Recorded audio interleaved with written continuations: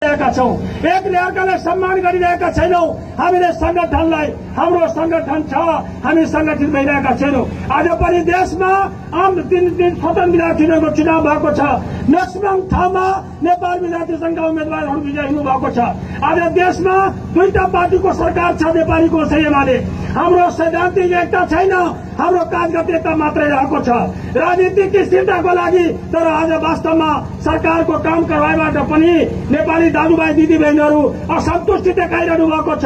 यो कुराको लागि पनि र नेपाली कांग्रेसको नेपाल विद्यार्थी संघ एउटा भातृ संस्था भए तापनि नेपाली कांग्रेसको सिद्धान्तलाई अगाडि बढाउन पनि जहिले पनि भूमिका निर्वाह गर्दै आएको छ।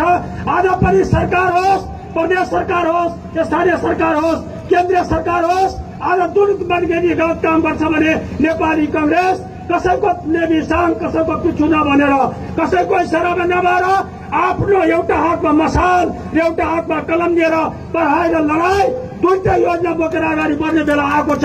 म निवेदन गर्न चाहन्छु।